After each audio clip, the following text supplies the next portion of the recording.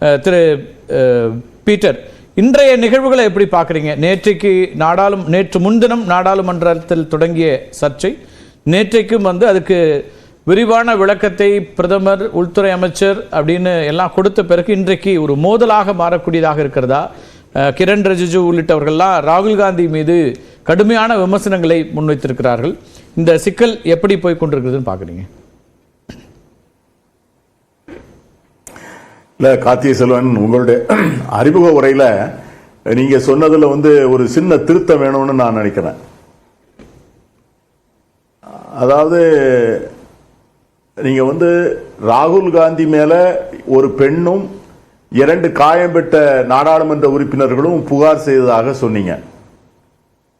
ஆனா காங்கிரஸ் கட்சியினுடைய நாடாளுமன்ற உறுப்பினர்களும் இந்தியா கூட்டணியை சார்ந்த உறுப்பினர்களும் சபாநாயகரிடம் ஒரு புகார் கடிதம் கொடுத்து அந்த புகார் கடிதத்தையும் காங்கிரஸ் வெளியிட்டிருக்கிறது. அதை பற்றிய நீங்க மல்லிகார்ஜுன் கார்கே அவர்கள் தள்ளப்பட்டதையும், மல்லிகார்ஜுன் கார்கே திருமதி பிரியங்கா காந்தி அவர்கள் தடுத்து பிடித்ததையும் நீங்க அதுவும் புகாராக கொடுக்கப்பட்டிருக்கிறது, அதுவும் சொல்லப்பட்டிருக்கிறது. இப்போ இன்னைக்கு என்ன நடந்திருக்கு அப்படின்னு கேட்டீங்கன்னா, ஒரு விஷயத்தை உங்க நியூஸ் 18 தொலைக்காட்சி மூலமாக நான் நம்முடைய பார்வையாளர்களுக்கு நான் சொல்ல விரும்புகிறேன். அதாவது பாராளுமன்றத்தில் இந்த ஆர்ப்பாட்டங்கள் இப்பொழுது தினசரி நடவடிக்கை.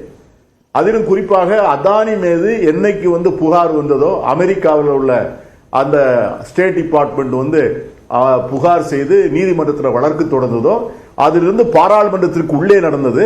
அதற்கு பிறகு பாராளுமன்ற நடவடிக்கைகளை அனுமதிக்கின்ற வகையிலே பாராளுமன்றம் துவங்குவதற்கு முன்னாலே வெளியே இருந்து ஆர்ப்பாட்டம் செய்துவிட்டு பாராளுமன்ற நடவடிக்கைகள் துவங்கின உடனே உள்ளே போய் விவாதத்திலே பங்கு பெறுவது என்பது இந்தியா கூட்டணி கட்சிகள் எடுத்திருக்கிற ஒரு ஸ்ட்ராட்டஜி.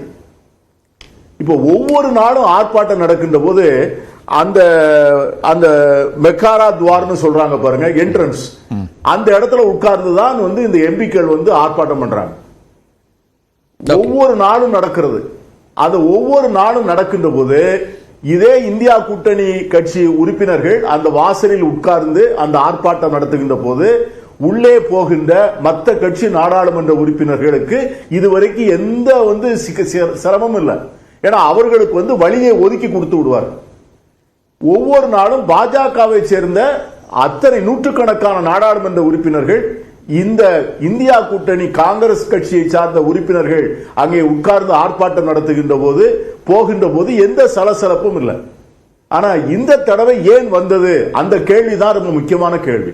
இந்த முறை என்னன்னா, இந்த அம்பேத்கர் ஸ்டாச்சுல இருந்து அந்த என்ட்ரன்ஸ் வரைக்கும் அவங்க ஊர்வலமா அந்த பிளக்கார்டை புடிச்சிட்டு 11 மணிக்கு உள்ள போகின்ற போது அந்த உள்ளே போவதற்கான அனுமதியினை அங்கே உட்கார்ந்திருந்த பாஜக உறுப்பினர் கொடுக்கல. அதைத்தான் அப்பதான் உள்ள போக எத்தனிக்கின்ற போது அங்கிருந்து அவர்கள் தள்ளுகிறார்கள்.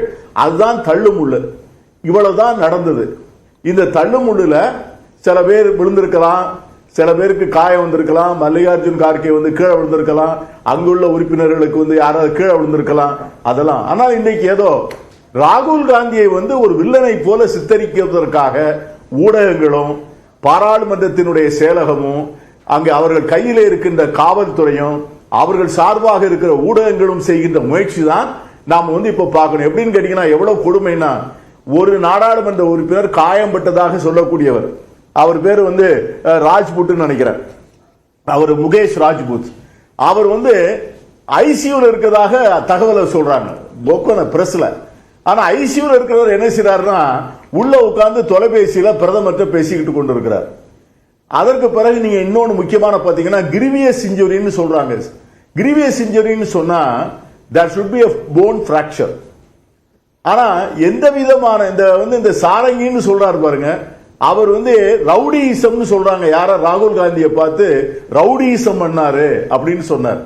ஆனா இந்த சாரங்கியினுடைய கடந்த காலத்தை நீங்க பாத்தீங்கன்னா, நீங்க கேள்விப்பட்டோம், நம்ம ஒரிசாவில் கிரகாம் ஸ்டெயின்ஸ் என்கிற அந்த ஆஸ்திரேலியா பாதிரியாரையும் அவருடைய 2 பிள்ளைகள், குழந்தைகள், பச்சிளம் பாலகர்கள், அவர்களை ஒரு வேனுக்குள்ள வைத்து எரித்த வழக்கில் இந்த சாரங்கி முக்கியமான குற்றவாளி. ஆகவே நான் இது கடந்த காலத்துக்காக நான் சொல்லல. ஆனா எதற்காக சொல்றேன்னா, யார் யாரை பார்த்து ரவுடிசம் என்று சொல்லுகிறார்கள் என்பதுதான் உள்ளபடியே முக்கியம். இதுல இன்னும் ஒரு முக்கியமான விஷயம் என்னன்னு கேட்டீங்கன்னா, இன்னைக்கு எதற்காக அவர்கள் தடுக்கிறார்கள், அதுதான் ரொம்ப விஷயம். இன்னைக்கு பாராளுமன்றத்துக்குள்ள அமித்ஷாவை ராஜினாமா செய்ய சொல்லி கோரிக்கை வைப்பதை அவர்கள் விரும்பவில்லை. ஏன்னா பாபா சாஹேப் டாக்டர் அம்பேத்கர் அவர்களை பார்த்து சொன்ன வார்த்தைகளுக்காக அகில இந்திய காங்கிரஸ் கட்சி தலைவர் அவருடைய பதவி நீக்கம் செய்ய வேண்டும் என்று கேட்டிருக்கிறார். இன்னைக்கு அந்த கோரிக்கை. இதுல சோசியல் மீடியா, ட்விட்டர் போன்ற நிறுவனங்கள் இன்னைக்கு இதை வெளியிட்ட காங்கிரஸ் உறுப்பினர்களுக்கும் தலைவர்களுக்கும் அறிக்கை கொடுத்திருக்கிறது. ஒன்னு தகவல் சொல்றேன், நம்ம ஜெகதீஷ் ஷங்கர் என்று சொல்லக்கூடிய பாராளுமன்றத்தினுடைய மேலவையினுடைய சபாநாயகர், அவருடைய அவையில் நடக்கிற மீட்டிங் இருக்கு பாருங்க, அந்த மீட்டிங் வீடியோவை அவர் அங்க வெளியே லீக் பண்றாங்க. அங்கே பேசப்பட்ட செய்திகள் ரிலீஸ் ஆகி ட்விட்டர்ல வருது. ஆனால் அதற்கெல்லாம் விளக்கம் கேட்டு நோட்டீஸ் அனுப்பாத ட்விட்டர் இன்று ஒன்றியத்தில் இருக்கிற அரசினுடைய வற்புறுத்தல் அல்லது மிரட்டலின் காரணமாக இதை போன்ற ஒரு அறிக்கையை விட்டதற்காக அந்த காங்கிரஸ் தலைவர்களுக்கு இன்னைக்கு நோட்டீஸ் கொடுத்திருக்கிறார். என்னன்னா, இன்னைக்கு பாராளுமன்றம் இதை போல ஒரு சூழ்நிலையில போகும்போது நம்ம சில ஆப்பிரிக்க நாடுகளிலே, சவுத் அமெரிக்க நாடுகளிலே பாராளுமன்றம் எப்படி நடக்கிறது என்பதை நாம் பார்த்திருக்கிறோம். பனானா ரிபப்ளிக்னு சொல்லுவாங்க. அதை போன்ற ஒரு நிலையை நோக்கி போய் கொண்டிருக்கிறோமா? அதை போன்ற ஒரு சூழ்நிலையை பாஜக இனிமேல் வாதம் நடந்தால் சரியா வராது, இனிமேல் வன்முறை மட்டும்தான் வழி என்று முடிவு செய்திருக்கிறார்களா என்பதையெல்லாம் இந்த நேரத்தில் சிந்தித்து பார்க்க வேண்டிய நிலைக்கு இன்றைக்கு நடந்த சம்பவங்கள் நம்மை தள்ளி இருக்கின்றன.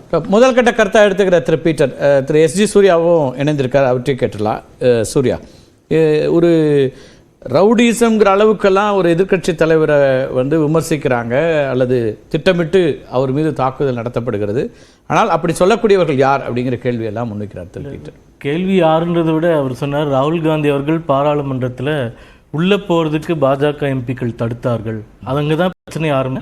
இப்போ நாங்கள் எங்கள் பிஜேபி பேஜ்லேயே அஃபிஷியலாக இன்றைக்கி நடந்த வீடியோவை வெளியிட்டிருக்கோம். அந்த மக்கர்துவாருக்குள்ளே ராகுல் காந்தி அவர்களும் காங்கிரஸ் கட்சியினரும் உள்ளே போகும்போது சிஆர்பிஎஃப் படையினர் எப்படி அவர்களுக்கு பாதுகாப்பாக உள்ளே செல்வதற்கு வழி அமைத்து கொடுத்தார்கள். உள்ளே போகிற வரைக்கும் ஃபுல் வீடியோ பார்லிமெண்ட்டில் கேப்சர் ஆயிருக்கு. அதனால் நீங்கள் மற்ற இடங்களில் போய் பேசுகிற மாதிரி பாராளுமன்றத்தினோட விஷயங்களையும் போய் பேசி மாற்றி சொல்ல மன்றத்தில் கேமராக்கள் இருக்குன்னு. இப்போ கார்கே அவர்கள் ஒரு நிமிஷம் முடிச்சிடுறேன். கார்கே அவர்கள் தள்ளிவிடப்பட்டாலும் நிச்சயமா பாராளுமன்றத்தில் அவ்வளவு கேமராக்கள் இருக்கு, காண்பித்திருக்கும். இப்ப நான் என்ன சொல்றேன்னா, என்ட்ரன்ஸ்ல ராகுல் காந்தி அவர்களை யாரும் தடுத்துவில்லை, முதல் குற்றச்சாட்டு. இரண்டாவது, 2 பேர் மருத்துவமனையில் அட்மிட் பண்ணியிருக்காங்க, ஐசியூல அட்மிட் பண்ணியிருக்காங்கன்னா அதை கிண்டல் பண்றது, கொச்சப்படுத்துது. 2 பேருடைய ஹிஸ்டரி என்ன? 2 பேருக்கு ஐசியூல இருந்து தொலைபேசியில ஏன் வைக்கிறாங்க? ஏன் வைக்கிறாங்க? அனுமதிப்பாங்களா? இல்ல, ஐசியூல ஏன் வைப்பாங்கன்னா, இப்போ நீங்க நான் ஒரு ஹார்ட் பேஷண்ட், நம்ம தள்ளி விடுறோம்னா பிபி இன்க்ரீஸ் ஆகுன்றது மருத்துவம் தெரிந்து அனைவருக்கும் தெரிந்தது.